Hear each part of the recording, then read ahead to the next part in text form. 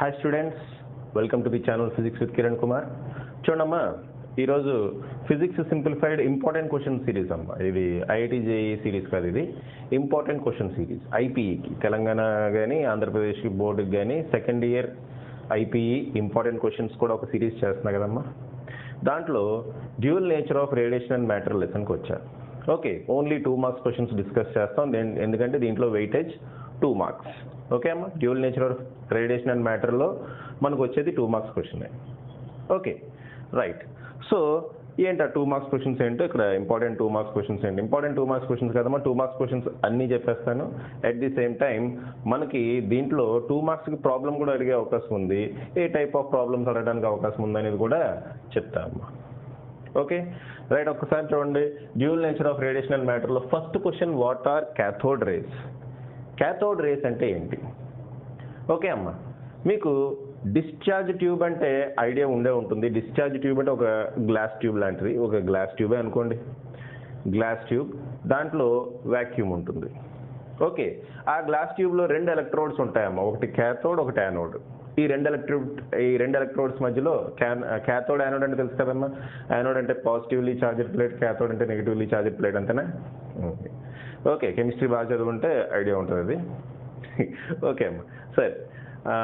So 2 plates ఉంటాయి, cathode and anode. ఈ 2 ప్లేట్స్కి మధ్యలో మనం ఎలక్ట్రిక్ ఫీల్డ్ అప్లై చేస్తాం. ఈ డిశ్చార్జ్ ట్యూబ్లో గ్యాస్ని లో ప్రెషర్ దగ్గర మెయింటైన్ చేస్తాం. యాక్చువల్గా వ్యాక్యూమ్ ఉంటుంది, తర్వాత మనం గ్యాస్ ఇంట్రడ్యూస్ చేసి దాన్ని లో ప్రెషర్ దగ్గర మెయింటైన్ చేసి ఈ electric field, high electric field కనుక అప్లై చేసామనుకోండి, అర్థమవుతుందమ్మా? ఎక్కడన్నా డయాగ్రామ్ వేద్దామా? ఇక్కడ డయాగ్రామ్ మళ్ళీ చెరిపేస్తారమ్మా. ఇలా ఉంటుందమ్మా డిశ్చార్జ్ ట్యూబ్ అనుకోండి, ఒకటి క్యాథోడ్ ఒకటి యానోడ్, వీటి మధ్యలో మనం హై ఎలక్ట్రిక్ ఫీల్డ్ అప్లై చేస్తున్నాం. లోపల ఏముందమ్మా? లోపల ఏముంది? Gas, some gas. ఓకే, ఆ గ్యాస్ ఎలా ఉంది? At very low pressure, 0.01 mm of Hg ఏదో ప్రెషర్ మన వాల్యూస్ ఉంటుంది కదా. So very very low pressure దగ్గర గ్యాస్ మెయింటైన్ చేస్తున్నాం. ఇక్కడ హై ఎలక్ట్రిక్ ఫీల్డ్ మనం అప్లై చేసినప్పుడు ఏం జరుగుతుంది అంటే, సైంటిస్ట్ అబ్జర్వ్, క్రూక్ అనే సైంటిస్ట్ అబ్జర్వ్ చేశాడు అన్నది. ఏం జరిగింది అంటే, ఇది క్యాథోడ్ అనుకోండి, ఇది యానోడ్ అనుకోండి. క్యాథోడ్ నుంచి కొన్ని రేస్ ఎమిట్ అయినాయట. క్యాథోడ్ నుంచి ఏమిట్ అయినాయమ్మా? కొన్ని రేస్ ఎమిట్ అయినాయట. వాటినే మనం క్యాథోడ్ రేస్ అంటాం. యాక్చువల్గా క్యాథోడ్ రేస్ ఏం కాదమ్మా, బీమ్ ఆఫ్ ఎలక్ట్రాన్స్. దీని నుంచి ఎలక్ట్రాన్స్ ఎమిట్ అయినాయి బయటికి. Okay, so cathode rays nothing but they are a beam of electrons. ఓకేనా? రైట్. సో మీకు అర్థం కావడం కోసం అది వేసాము.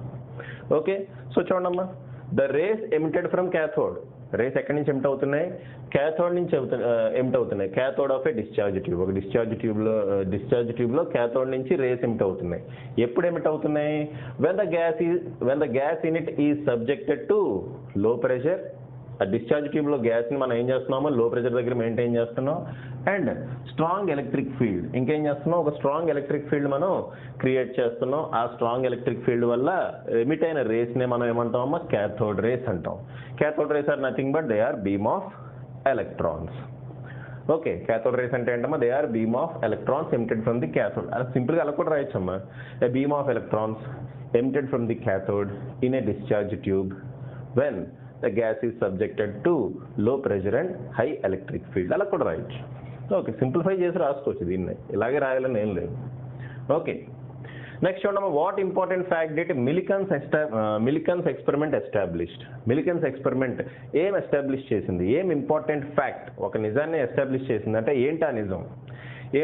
అంటే charge is quantised.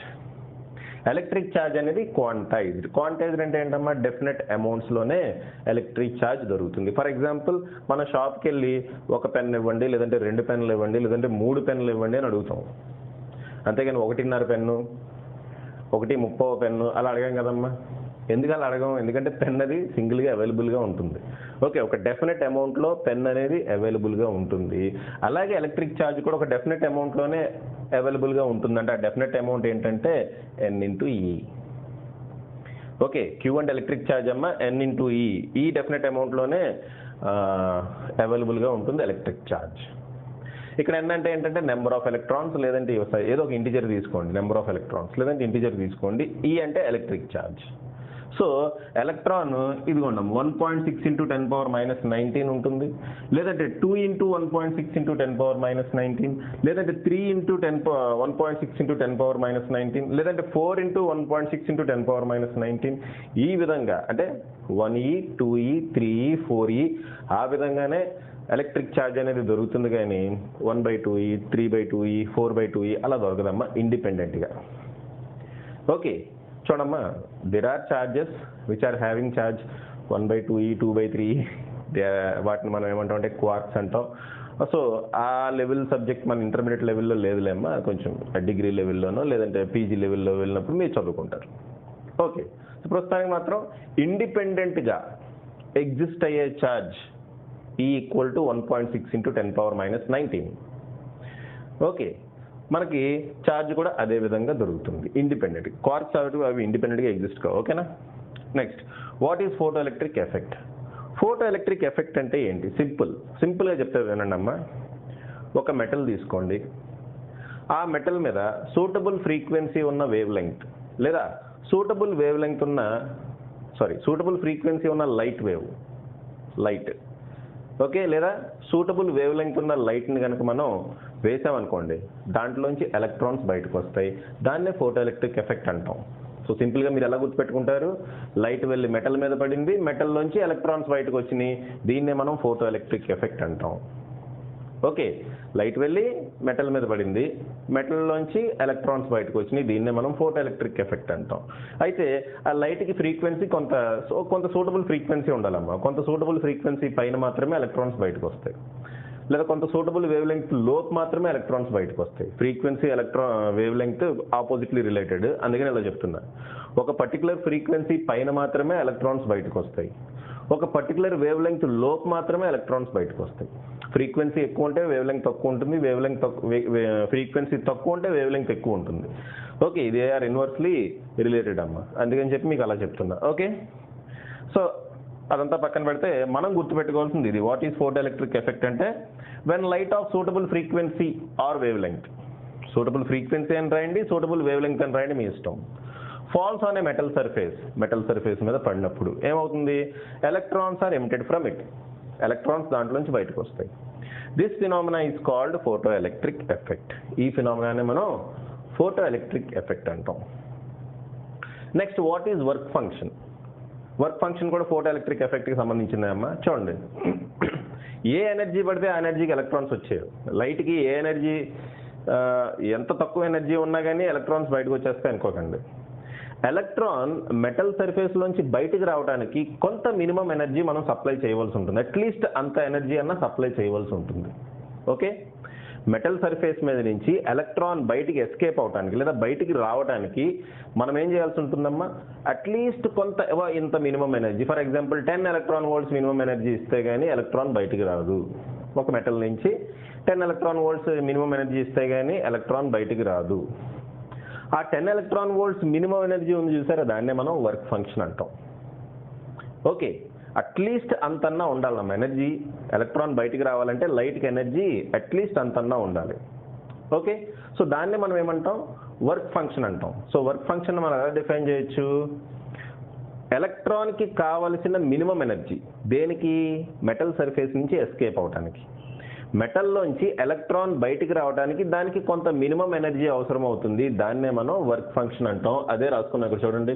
The minimum energy required for an electron to escape from the surface of the metal surface నుంచి escape అవడానికి ఎలక్ట్రాన్కి కొంత మినిమం ఎనర్జీ ఇవ్వవలసి ఉంటుంది, దాన్నే మనం వర్క్ ఫంక్షన్ అంటాం. ఓకే, నెక్స్ట్ చూడండి. Give examples of photosensitive substances, why are they so called? Photosensitive సబ్స్టెన్సెస్కి ఎగ్జాంపుల్స్ ఏమంటున్నాడు? అసలు ఫోటో సెన్సిటివ్ సబ్స్టెన్సెస్ని ఎందుకు అలా పిలుస్తారు అని అడుగుతున్నాడు. ఫస్ట్ మనం ఏం చేస్తాం? ఫోటో సెన్సిటివ్ సబ్స్టెన్స్ అంటే ఏంటో చెప్దాం. ఏ లేదమ్మా, ఏ మెటల్స్ అయితే ఫోటో ఎలక్ట్రిక్ ఎఫెక్ట్ చూపిస్తాయో వాటినే మనం ఫోటో సెన్సిటివ్ సబ్స్టెన్సెస్ అంటాం. అంటే ఈ ఫోటో సెన్సిటివ్ సబ్స్టెన్సెస్ మీద లైట్ వేసినప్పుడు ఎలక్ట్రాన్స్ బయటకు వస్తాయి. అంటే they are sensitive to light. Photosensitive. Photo అంటే ఏంటమ్మా? లైట్. సో లైట్కి అవి సెన్సిటివ్గా ఉన్నాయన్నమాట. సో దాని లైట్ వేసినప్పుడు ఎలక్ట్రాన్స్ బయటకు వస్తున్నాయి కాబట్టి వాటిని మనం ఫోటో సెన్సిటివ్ సబ్స్టెన్సెస్ అంటాం. ఎగ్జాంపుల్స్ అడిగాడు, ఆల్కలీ మెటల్స్ ఎగ్జాంపుల్స్ అమ్మా. ఆల్కలీ మెటల్స్ అంటే ఏముంటాయి, ఈ సోడియం, పొటాషియం, ఏదైనా lithium, sodium, potassium, caesium, rubidium, ఇవన్నీ కూడా ఫోటో సెన్సిటివ్ మెటల్స్కి ఎగ్జాంపుల్స్ అమ్మా. ఒకసారి చూడండి, the metals which exhibit photoelectric effect are called photosensitive substances. ఏ మెటల్స్ అయితే ఫోటో ఎలక్ట్రిక్ ఎఫెక్ట్ని ఎగ్జిబిట్ చేస్తున్నాయో, చూపిస్తున్నాయో, ఓకే, వాటినే మనం ఫోటో సెన్సిటివ్ సబ్స్టెన్సెస్ అంటాం. When light falls on them electrons are emitted. ఎందుకు అలా పిలుస్తున్నాం మనం వాటిని? లైట్ వాటి మీద పడినప్పుడు ఎలక్ట్రాన్స్ బయటకు వస్తున్నాయి. ఓకే, అయితే మనం క్వశ్చన్ రివర్స్లో ఆన్సర్ చేసాం. ఓకే, యాక్చువల్గా వాడు ఫస్ట్ ఎగ్జాంపుల్స్ అడిగాడు, తర్వాత ఎందుకు వాటిని అలా పిలుస్తాడు అన్నాడు. మనం ముందు ఇలా చెప్పుకున్నాం, తర్వాత ఎగ్జాంపుల్స్ రాస్తాం, ఎలా అయినా చేయొచ్చు కదా. ఓకే, సో ఎగ్జాంపుల్స్ ఏంటమ్మా, ఇవ్వండి ఇవి alkali metals. Next, write down Einstein's photoelectric equation. Einstein's photoelectric, current పోయిందమ్మా, జస్ట్ ఒక 2 minutes బ్రేక్ తీసుకొని కరెంట్ వచ్చిన తర్వాత కంటిన్యూ చేస్తాను. ఓకే,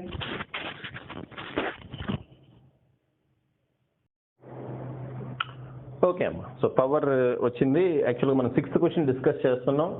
ఆల్రెడీ డిస్కస్ చేసిన క్వశ్చన్స్ నేను చెరిపేసి మళ్ళీ వేరే క్వశ్చన్స్ కూడా రాశాను అమ్మా. ఓకే, ఆల్రెడీ డిస్కస్ చేసిన క్వశ్చన్స్ చెరిపేసి వేరే క్వశ్చన్స్ కూడా రాశాను. సరే, ఇప్పుడు మనం ఏం చెప్పుకుంటున్నాం అంటే 6th క్వశ్చన్ చెప్పుకుంటున్నాం. ఏంటమ్మా, write down Einstein's photoelectric equation. Okay, photoelectric ఎఫెక్ట్ని సక్సెస్ఫుల్గా ఎక్స్ప్లెయిన్ చేసిన సైంటిస్ట్ ఐన్స్టీన్ అమ్మా.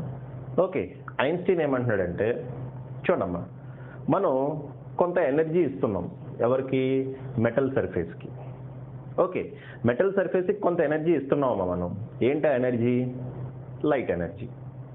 ఓకే, ఆ ఇచ్చిన ఎనర్జీని మెటల్ సర్ఫేస్లో ఎలక్ట్రాన్ ఎలా ఉపయోగించుకుంటుంది? ఓకే, ఇచ్చిన ఎనర్జీని మెటల్ సర్ఫేస్లో ఎలక్ట్రాన్ ఎలా ఉపయోగించుకుంటుంది అంటే, కొంత బయటికి రావడానికి, ఓకే అమ్మా, ఎలక్ట్రాన్ బయటికి రావడానికి కొంత ఉపయోగించుకుంటుంది ఒక పార్ట్. ఇంకో పార్ట్ బయటకు వచ్చిన ఎలక్ట్రాన్ అలా ఉంటుందా? లేదు, పరిగెడుతూ వెళ్తుంది కదమ్మా. బయటకు వచ్చిన ఎలక్ట్రాన్ అలా ఆగిపోదుగా గాలిలో, ఏం చేస్తుంది? అది పరిగెడుతూ వెళ్తుంది. అంటే దానికి కొంత కైనెటిక్ ఎనర్జీ ఉంటుంది. సో దానికి కొంత కైనెటిక్ ఎనర్జీ కూడా వస్తుంది. ఓకే అమ్మా, సో ఇదే మనం ఈక్వేషన్ రూపంలో రాస్తున్నాం. చూడమ్మా, సో మనం ఇక్కడ చూడండి, ఈ ఫస్ట్ ఈక్వేషన్ నుంచి కదా లాస్ట్ ఈక్వేషన్ నుంచి వస్తున్నాను నేను. Right down photo electric equation అన్నాడు కదా. ఈ అంటే ఏంటమ్మా, మనం ఇచ్చిన ఎనర్జీ. ఏ రూపంలో ఇచ్చాం? లైట్ ఎనర్జీ రూపంలో ఇచ్చాం. సో మనం ఇచ్చిన ఎనర్జీ ఈ, దాంట్లోంచి కొంత దేనికి ఉపయోగపడింది? ఎలక్ట్రాన్ బయటికి రావడానికి ఉపయోగపడింది. ఎలక్ట్రాన్ బయటికి రావడానికి అంటే దాన్నే మనం ఏమంటాం అంటే వర్క్ ఫంక్షన్ అంటాం అమ్మా. ఎలక్ట్రాన్ బయటికి రావడానికి కొంత ఉపయోగపడింది అంటున్నా కదా, దాన్నే మనం ఏమంటాం? వర్క్ ఫంక్షన్ అంటాం. ప్లస్ ఇదేంటమ్మా, ఇది kinetic energy, maximum kinetic energy తీసుకోవాలి యాక్చువల్గా. ఓకే, చూడమ్మా, అన్ని ఎలక్ట్రాన్స్కి ఒకటే కైనెటిక్ ఎనర్జీ ఉండదు. ఓకే, కొన్ని ఏమో టైట్లీ బౌండ్ అయి ఉంటాయి, కొన్ని లూజ్గా బౌండ్ అయి ఉంటాయి. కాబట్టి బాగా లూజ్గా బౌండ్ అయిన ఎలక్ట్రాన్ ఎక్కువ కైనెటిక్ ఎనర్జీతో వెళ్తుంది. ఆ కైనెటిక్ ఎనర్జీని మనం తీసుకుంటాం. సో Kmax అని రాసాం. సో మనం ఇచ్చిన ఎనర్జీ దేనికి ఈక్వల్ అవుతుందమ్మా? వర్క్ ఫంక్షన్కి plus maximum kinetic energy of electron. Number of electrons వస్తాయమ్మా, మనం ఇచ్చిన ఎనర్జీని తీసుకుని నెంబర్ ఆఫ్ ఎలక్ట్రాన్స్ వస్తాయి. బట్ దాంట్లో మాక్సిమం కైనెటిక్ ఎనర్జీ ఎవరికి ఉందో అది తీసుకుని ఆ వాల్యూ వేసుకుంటాం అనమాట. సో అదమ్మా. ఓకే, అది కాన్సెప్ట్. అర్థమవుతుందా? రైట్. సో ఆ ఈక్వేషన్ నేను మళ్ళీ ఇలా రాశాను. ఇది ఐన్స్టీన్ ఈక్వేషన్. ఇది ఏంటది? ఎనర్జీ మనం ఇచ్చాము, వర్క్ ఫంక్షన్ అంటే బయటికి ఎలక్ట్రాన్ వచ్చింది, దానికి మాక్సిమం కైనెటిక్ ఎనర్జీ ఉంది. సో ఆ ఈక్వేషన్ అలా రాశా. ఈ ఈక్వేషన్ ఇక్కడ రాస్తున్నా చూడండి. ఎనర్జీ ఆఫ్ లైట్లో చూడమ్మా, యాక్చువల్గా ఈ లెసన్లో లైట్కి పార్టికల్ నేచర్ ఉంటుంది అని చూపించాం. ఆ పార్టికల్నే మనం ఫోటాన్ అంటాం. ఫోటాన్కి ఎనర్జీ ఎంత ఉంటుంది అంటే హెచ్ఎఫ్. ఫోటాన్కి ఎనర్జీ ఎంత ఉంటుంది? హెచ్ఎఫ్. సో మనం ఇచ్చిన ఎనర్జీ ఎంత అంటే H/F. ఎఫ్ అంటే ఫ్రీక్వెన్సీ. కొన్ని టెక్స్ట్ బుక్స్లో న్యూ అన్న ఇది రాస్తాడమ్మా, H/న్యూ అని రాస్తాడు. ఆ న్యూ వీలా ఉంటుంది, మళ్ళీ వెలాసిటీతో కన్ఫ్యూజ్ అవుతారని చెప్పి నేను ఎఫ్ అనే వాడతాను. ఫ్రీక్వెన్సీకి ఎఫ్ అనే పదం వాడతా. సో హెచ్ఎఫ్ మనం ఇచ్చిన ఎనర్జీ. నెక్స్ట్ HF0 వర్క్ ఫంక్షన్కి ఫార్ములా మా గుర్తుపెట్టుకోండి. HF0 ఏంటది? వర్క్ ఫంక్షన్కి ఫార్ములా. F0 అంటే minimum frequency of light to exhibit photoelectric effect. ఒక metal photoelectric effect exhibit చేయాలి అంటే మినిమం కొంత ఫ్రీక్వెన్సీ ఉండాలి లైట్కి. నేను ఫస్ట్లోనే చెప్పాను ఫోటో ఎలక్ట్రిక్ ఎఫెక్ట్ చెప్పినప్పుడు చెప్పా. So photo electric effect exhibit కావాలి అంటే లైట్కి కొంత మినిమం ఫ్రీక్వెన్సీ ఉండాలి. ఆ మినిమం ఫ్రీక్వెన్సీనే మనం ఏమంటాం, థ్రెషోల్డ్ ఫ్రీక్వెన్సీ అంటాం. ఆ మినిమం ఫ్రీక్వెన్సీని మనం ఏమంటామమ్మా, థ్రెషోల్డ్ ఫ్రీక్వెన్సీ అంటాం. హెచ్ ఇంటూ ఎఫ్ నాట్ని థ్రెషోల్డ్ ఎనర్జీ అంటాం, దాన్నే వర్క్ ఫంక్షన్ అంటాం. వేరే పేరేంటమ్మా దానికి, work function. Plus kinetic energy బదులు హాఫ్ mv² కూడా రాయొచ్చు మీరు. హాఫ్ v బదులు vmax² అని రాయాలి. అంటే మాక్సిమం వెలాసిటీ ఉన్న ఎలక్ట్రాన్ని మనం తీసుకుంటాం, అలా అయినా రాసుకోవచ్చు, నో ప్రాబ్లం. ఓకే, సో దీన్నే చూడమ్మా, ఫ్రీక్వెన్సీ ఎఫ్ని c/λ అని రాసుకోవచ్చు. c అంటే velocity of light. So F బదులు నేను c/λ సబ్స్టిట్యూట్ చేశా, అంటే ఈ ఈక్వేషన్కి రావాలమ్మా, యాక్చువల్గా నేను రివర్స్లో రాశా. సో ఎఫ్ బదులు నేను c/λ సబ్స్టిట్యూట్ చేశా. ఓకే, ఇక్కడ లాంబ్డా అంటే ఏంటి, wave length of light, which is equal to F not బదులు c/λ నాట్ అని రాశా. ఇక్కడ ఎఫ్ నాట్ అంటే థ్రెషోల్డ్ ఫ్రీక్వెన్సీ, లాంబ్డా నాట్ అంటే థ్రెషోల్డ్ వేవ్ లెంగ్త్. చూడమ్మా, థ్రెషోల్డ్ ఫ్రీక్వెన్సీ అంటే మినిమం ఫ్రీక్వెన్సీ అని చెప్పాను, థ్రెషోల్డ్ వేవ్ లెంగ్త్ అంటే మాక్సిమం వేవ్ లెంగ్త్ అంట. అంటే ఆ వేవ్ లెంగ్త్ పైన ఫోటో ఎలక్ట్రిక్ ఎఫెక్ట్ చూపించదు, ఆ వేవ్ లెంగ్త్ లోపే ఫోటో ఎలక్ట్రిక్ ఎఫెక్ట్ చూపిస్తుంది. ఏ వేవ్ లెంగ్త్ లోపైతే, ఏ మాక్సిమం వేవ్ లెంగ్త్ లోపైతే ఫోటో ఎలక్ట్రిక్ ఎఫెక్ట్ చూపిస్తుందో దాన్నే మనం థ్రెషోల్డ్ వేవ్ లెంగ్త్ అంటాం. దానికి ఫార్ములా ఇది. సో వర్క్ ఫంక్షన్కి మనం ఫార్ములా hf0 రాసుకోవచ్చు, లేదంటే hc/λ0 అయినా రాసుకోవచ్చు, plus Kmax and maximum kinetic energy. So next ఇది రాసిన తర్వాత మనం ఏం చేయాలంటే దీంట్లో ఉన్న టర్మ్స్ని మనం ఎక్స్ప్లెయిన్ చేయాలమ్మా. మనం ఈక్వేషన్ రాసేలా వదిలేస్తే ఏం బాగుంటుందమ్మా, టర్మ్స్ని ఎక్స్ప్లెయిన్ చేయాలి. ఏమున్నాయి టర్మ్స్ చూడండి, హెచ్ అంటే Planck's constant. Okay, next F అంటే frequency of light, F naught అంటే threshold frequency of light, K max అంటే కేమాక్స్ లాస్ట్లో రాశా కదా, లాంబ్డా అంటే wavelength of light, lambda naught అంటే థ్రెషోల్డ్ వేవ్ లెంగ్త్, ఈ అంటే ఎనర్జీ ఆఫ్ లైట్, డబ్ల్యూ అంటే వర్క్ ఫంక్షన్, కేమాక్స్ అంటే maximum kinetic energy of electron. So అలా మనం టర్మ్స్ ఎక్స్ప్లెయిన్ చేసి వదిలేస్తాం, మనకు 2 మార్క్స్ ఈజీగా వస్తాయి. ఓకే, నెక్స్ట్ ఇక్కడికి రండి, ఇక్కడ రండి. Write down de Broglie relation and explain the terms therein. De Broglie relation ఏంటి అని అడుగుతున్నాడు. అసలు డి బ్రోలీ థియరీ ఏంటో చూడండి ఒకసారి, ఫాస్ట్గా రఫ్గా చెప్పేస్తాం. మరి డి బ్రోలీ థియరీ ఏంటో చూడండి అమ్మా. డి బ్రోలీ ఏం చెప్తున్నాడంటే, ఎలా అయితే లైట్ అంటే ఏంటమ్మా, వేవ్ నేచర్ ఉంటుంది. లైట్కి ఏం నేచర్ ఉంటుంది, వేవ్ నేచర్ ఉంటుంది. ఇది మనం ఏ ఎక్స్పెరిమెంట్స్ నుంచి తెలుసుకోవచ్చు అంటే ఇంటర్ఫెరెన్స్, ఇంకోటి ఏంటి డైఫ్రాక్షన్ ఎక్స్పెరిమెంట్స్ నుంచి. ఓకే, లైట్కి వేవ్ నేచర్ ఉంది అని ఎస్టాబ్లిష్ చేసేసారు. అయితే ఫోటో ఎలక్ట్రిక్ ఎఫెక్ట్ వచ్చిన తర్వాత లైట్కి వేవ్ నేచరే కాదు పార్టికల్ నేచర్ కూడా ఉంది అని ప్రూవ్ చేశారమ్మా. మనం డీటెయిల్స్లోకి వెళ్ళలేదు కాబట్టి ఇక్కడ మనకు తెలియలేదు. యాక్చువల్గా ఫోటో ఎలక్ట్రిక్ ఎఫెక్ట్ నుంచి ఏం ప్రూవ్ చేశారంటే లైట్కి పార్టికల్ నేచర్ ఉంది. ఓకే అమ్మా, లైట్కి పార్టికల్ నేచర్ ఉంది అని ప్రూవ్ చేశారమ్మా. ఓకే, ఇప్పుడు మన డీటెయిల్స్లోకి వెళ్ళలేదు కాబట్టి ఓకే దాని గురించి డిస్కస్ చేయొద్దు. But light has wave nature as well as particle nature, దాన్ని డ్యూయల్ నేచర్ ఆఫ్ రేడియేషన్ అంటాం. సో రేడియేషన్కి వేవ్ నేచర్ ఉంటుంది, at the same time particle nature కూడా ఉంటుంది. సో డి బ్రోలీ ఏమంటున్నాడంటే, వేవ్ నేచర్ లైట్కి వేవ్ అంటే లైట్ అంటే వేవ్ అనే తెలుసు అప్పటి వరకు. వేవ్కి పార్టికల్ నేచర్ ఉన్నప్పుడు పార్టికల్కి వేవ్ నేచర్ ఎందుకు ఉండకూడదు? రివర్స్లో ఆలోచించడం. లైట్ అంటే వేవ్ అమ్మ, ఎలక్ట్రోమాగ్నెటిక్ వేవ్. అది వేవ్కి పార్టికల్ నేచర్ ఉంది అని మనం చెప్తున్నాం ఫోటో ఎలక్ట్రిక్ ఎఫెక్ట్ నుంచి.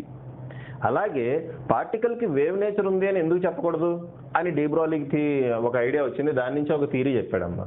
ఆ థియరీ ఏంటంటే, every moving particle is associated with some waves called de Broglie waves లేదా మ్యాటర్ వేవ్స్. మూవ్ అవుతున్న ప్రతి ఆబ్జెక్ట్కి, మీరు కానీ నేను కానీ బస్సు కానీ బాల్ కానీ చిన్న ఎలక్ట్రాన్ అవనివ్వండి, మనం అది మూవ్ అవుతుంటే దాంతోపాటు కొన్ని వేవ్స్ అసోసియేట్ అయ్యి ఉంటాయంట. ఆ వేవ్స్నే ఏమంటారమ్మా, మ్యాటర్ వేవ్స్ అంటారట. ఓకే, ఆ వేవ్స్నే మనం ఏమంటాం, మ్యాటర్ వేవ్స్ అంటాం. ఓకే, సో ఆ వేవ్స్ కొంత వేవ్ లెంగ్త్ ఉంటుంది కదా, మ్యాటర్ వేవ్స్కి కొంత వేవ్ లెంగ్త్ ఉంటుంది కదా, ఆ వేవ్ లెంగ్తే ఇది ఏంటమ్మా, లాంబ్డా. వేవ్ లెంగ్త్ లాంబ్డా దేనికి ఈక్వల్ అవుతుందంటే, that is equal to h/p, that is equal to h/mv అని చెప్పుకుంటున్నాం అమ్మా. Okay, lambda equal to h/p, దాన్ని మనం h/mv అని చెప్పుకుంటున్నాం. ఓకే, మరి లాంబ్డా అంటే ఏంటి? లాంబ్డా అంటే wavelength of matter waves associated with the moving particle. అలా రాయాలి, యాక్చువల్గా నేను రాయలేదు, రాయనమ్మా అలాగే. Wave length of moving matter waves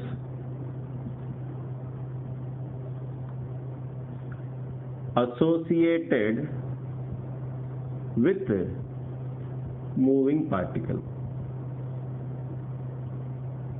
లేదా ఇంత రాయడం కష్టంగా ఉంటే wave length of matter waves అని రాసేయండి, అట్లీస్ట్ అదన్నా రాయాలి. ఓకే, సో లాంబ్డా అంటే ఏంటమ్మా wave length of matter waves. Matter waves అంటే ఏంటి, మూవింగ్ పార్టికల్తో అసోసియేట్ అయ్యి ఉన్న వేవ్స్. ఓకే, సరిపోతుంది. అసోసియేటెడ్ విత్ మూవింగ్ పార్టికల్ మీరు రాస్తే రాయండి, లేదంటే లేదు. హెచ్ అంటే ఏంటి, ప్లాంక్స్ కాన్స్టెంట్ తెలిసిందే. Okay, lambda H by P Anu. P అంటే ఏంటమ్మా momentum of the particle. P అంటే ఏంటి, మొమెంటమ్ ఆఫ్ ది పార్టికల్. ఎం అంటే mass of the particle.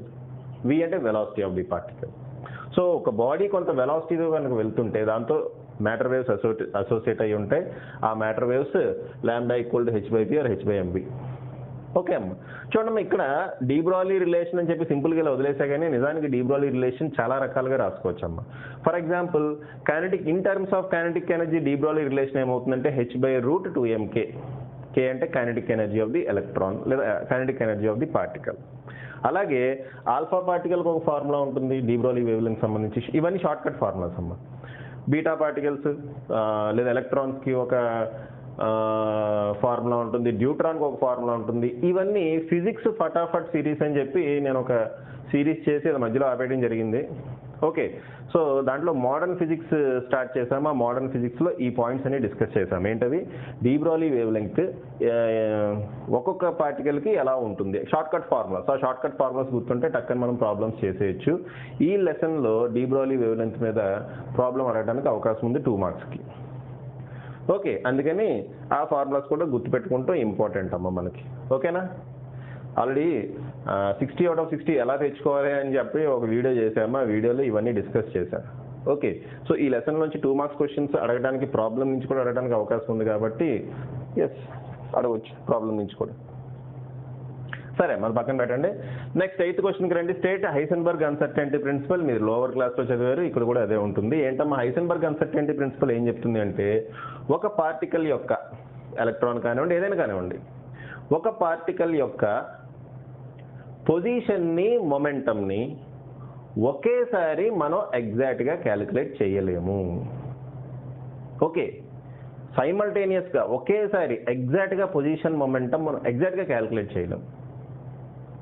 Okay, ఎంతో కొంత అన్సర్టెనిటీ ఉంటుందమ్మా. అన్సర్టెనిటీ అంటే ఎంతో కొంత ఎర్రర్ ఉంటుంది క్యాలిక్యులేషన్లో. ఓకే, ఎగ్జాక్ట్గా యాక్యురేట్గా మనం ఒకేసారి సైమల్టేనియస్గా ఒకేసారి విడివిడిగా క్యాలిక్యులేట్ చేయొచ్చు, బట్ ఒకేసారి మనం క్యాలిక్యులేట్ చేయలేము. ఎంతో కొంత అన్సర్టెనిటీ అనేది ఉంటుంది. అదే చెప్తుందమ్మా హైసెన్బర్గ్ అన్సర్టెనిటీ ప్రిన్సిపల్. ఏమంటుంది, it is impossible to measure both momentum and position of an electron. అన్న పార్టికల్ అనండి సైమల్టేనియస్లీ. సైమల్టేనియస్లీ అన్న పదం రాయడం మర్చిపోవద్దు.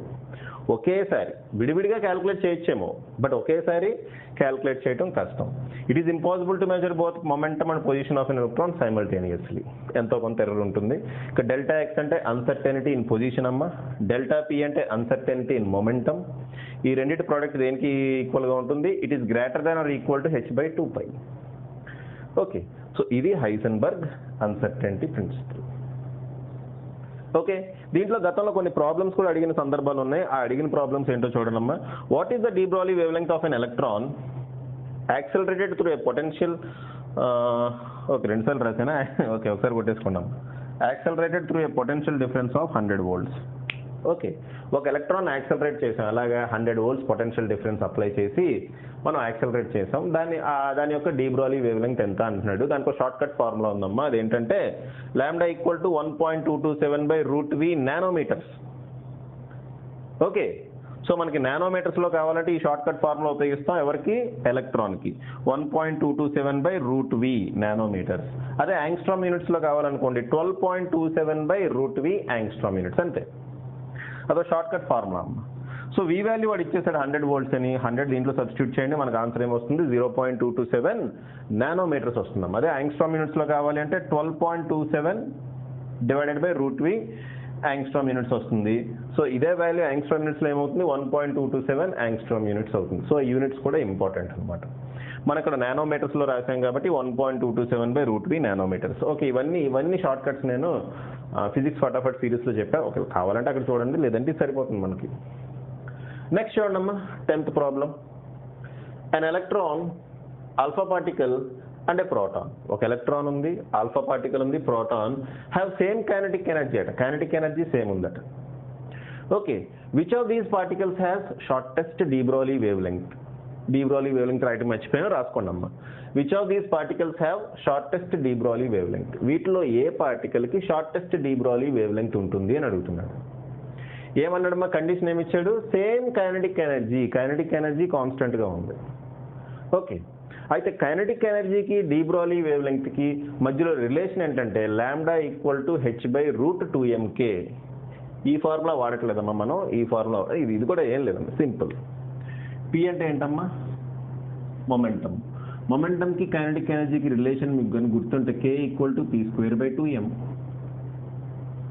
ఓకే, అంటే p² ఈక్వల్ టు 2mk, అంటే p ఈక్వల్ టు ఏమవుతుందమ్మా, √2mk అవుతుంది. ఓకే, సో p బదులు √2mk పెట్టండి, ఇది వస్తుంది. ఓకే అమ్మా, సో దీని నుంచే వస్తుంది అది. ఓకే, సో అవసరం లేదండి, మీరు ఇదంతా రాయాల్సిన అవసరం లేదు, కానీ చెప్తున్నా మా ఫార్ములా మనం గుర్తుపెట్టుకోవాలి. Lambda equal to h/√2mk. Okay, అయితే ఇక్కడ కైనెటిక్ ఎనర్జీ కాన్స్టెంట్ అని వాడే ఇచ్చేసాడు క్వశ్చన్లో. సేమ్ కైనెటిక్ ఎనర్జీ కదా, కైనెటిక్ ఎనర్జీ కాన్స్టెంట్ అన్నాడు. హెచ్ ఎలాగో కాన్స్టెంట్, అది ప్లాంక్ కాన్స్టెంట్.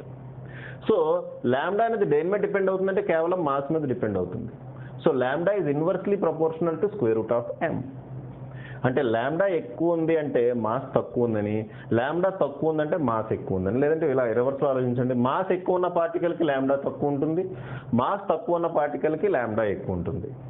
ఇక్కడ మనకి 3 పార్టికల్స్ ఇచ్చాడు, ఎలక్ట్రాన్, ఆల్ఫా పార్టికల్, ప్రోటాన్. దీంట్లో ఎవరి మాస్ ఎక్కువ అంటే ఆల్ఫా పార్టికల్ మాస్ ఎక్కువ. సో ఎవరి వేవ్ లెంగ్త్ తక్కువ అంటే ఆల్ఫా పార్టికల్దే. ఎవరి మాస్ ఎక్కువైతే వాళ్ళ వేవ్ లెంగ్త్ తక్కువ ఉంటుంది. మనల్ని ఏమడిగాడు, which of these particles has shortest wavelength అన్నాడు. షార్టెస్ట్ వేవ్ లెంగ్త్ ఎవరికి ఉంటుంది, ఆల్ఫా పార్టికల్కి ఉంటుంది. ఒకవేళ లాంగెస్ట్ వేవ్ లెంగ్త్ అడుగుంటే ఈ 3 పార్టికల్స్లో ఎలక్ట్రాన్కి. సో అదే రాసాం. ఈక్వేషన్ 1 నుంచి మనం దీని ఈక్వేషన్ 1 అనుకున్నాం. ఈక్వేషన్ 1 నుంచి మనం ఏం చెప్పొచ్చమ్మా, a particle having greater mass will have shorter wavelength. ఈ 3 పార్టికల్స్లో alpha particle has the shortest de Broglie wavelength among electron, alpha particle and proton. అంతే. 3 పార్టికల్స్లో మాస్ ఎవరికి ఎక్కువ ఉంది, ఆల్ఫా పార్టికల్కి ఎక్కువ ఉంది, కాబట్టి దానికే షార్టెస్ట్ వేవ్ లెంగ్త్ ఉంటుంది. ఓకే అమ్మ, ఇంకొక ప్రాబ్లం ఉంది, ఆ ప్రాబ్లం చేసేసి ఇంక ఈ వీడియో ఎండ్ చేద్దాం. పాజ్ చేసి రాసుకోండి అమ్మ. నెక్స్ట్ క్వశ్చన్ చూడండి అమ్మా. ఇది కూడా ప్రీవియస్గా ఆంధ్రప్రదేశ్ 2016లో అడిగాడు మీ క్వశ్చన్.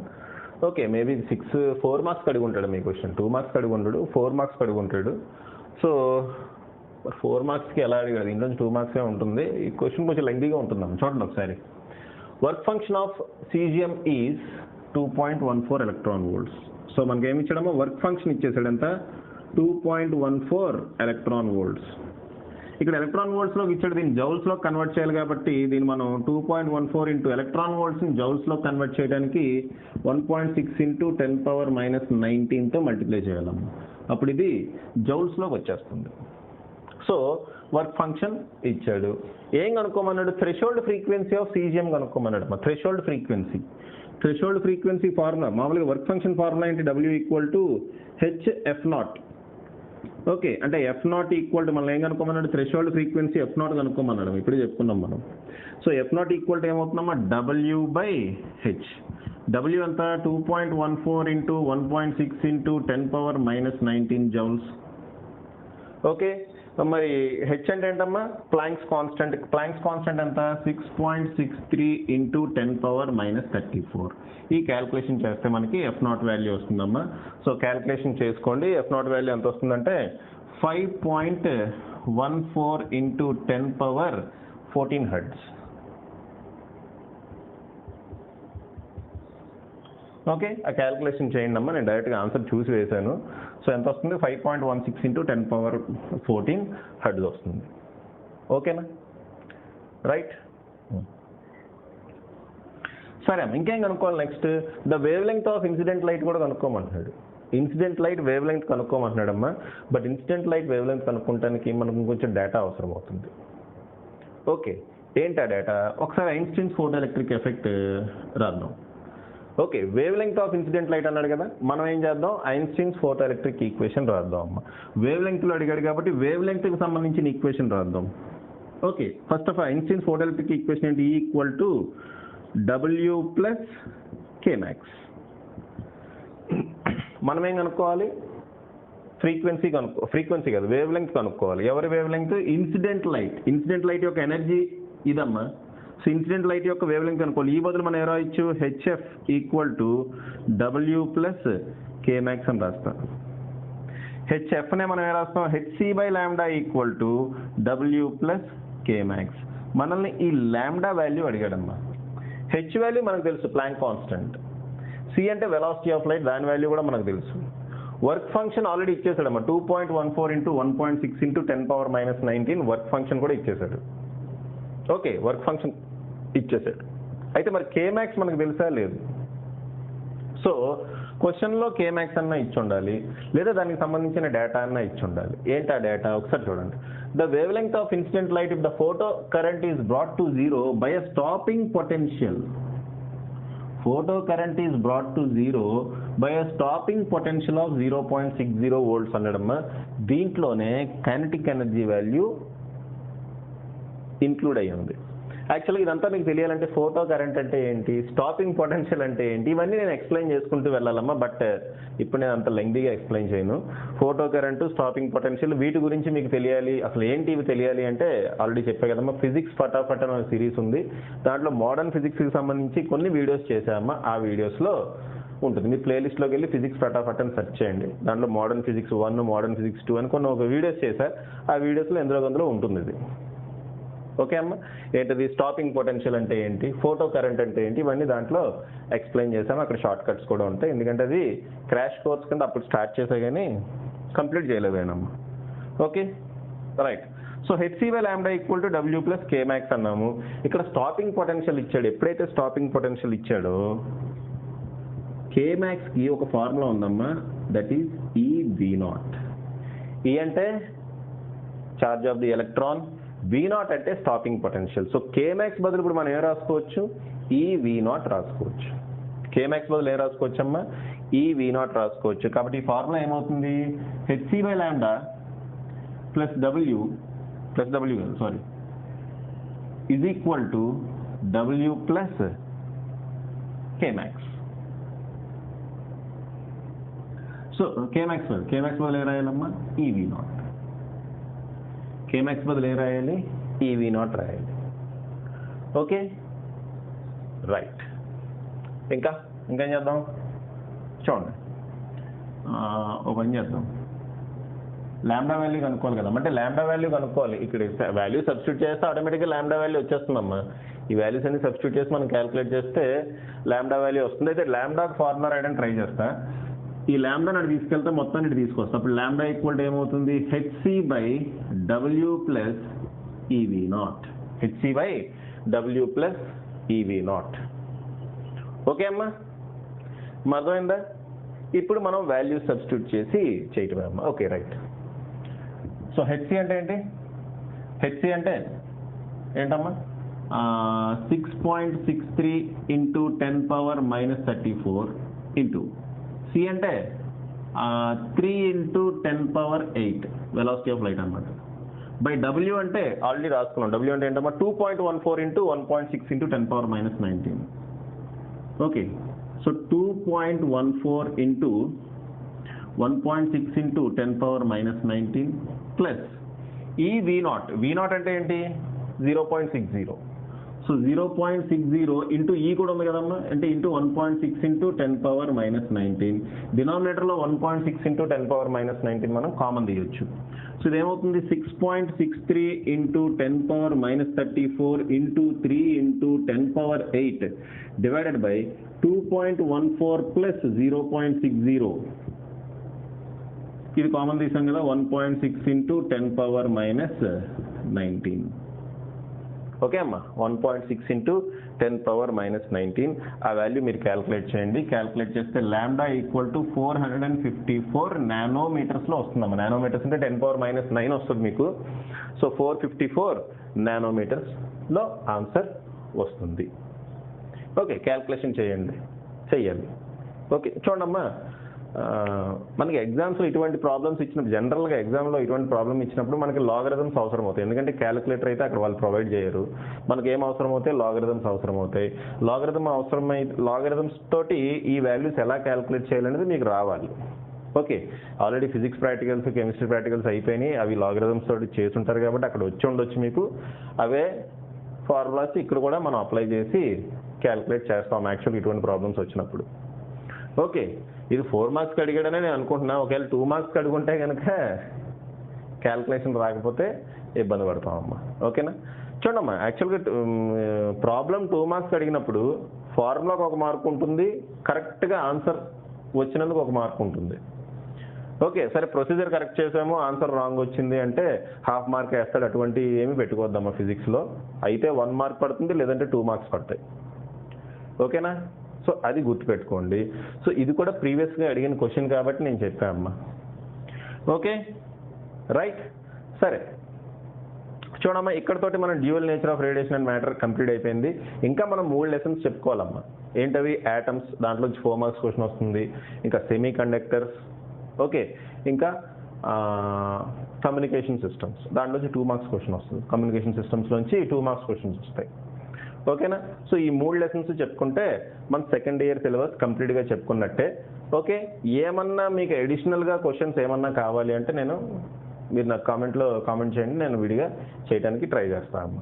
ఓకే, సో నేను చెప్పిన క్వశ్చన్స్ మీకు ఖచ్చితంగా ఒక 56 మార్క్స్ అయితే తెచ్చిపెడతాయి. ఇంకో 3 లెసన్స్ ఉన్నాయి, ఆ 3 లెసన్స్ కూడా కంప్లీట్ చేసేస్తే 56-58 మార్క్స్ అయితే తెచ్చిపెడతాయమ్మా. అదృష్టం బాగుంటే 60 out of 60 వస్తాయి. అదృష్టం బాగుంటే మాక్సిమం నేను ఎక్స్పెక్ట్ చేస్తుంది అయితే 60 out of 60 వస్తాయని అనుకుంటున్నాను. నేను చెప్పిన క్వశ్చన్స్లోంచి ఖచ్చితంగా 60 out of 60 వస్తాయని నేను ఎక్స్పెక్ట్ చేస్తున్నాను. అదే కదా మన టార్గెట్ కూడా అదే.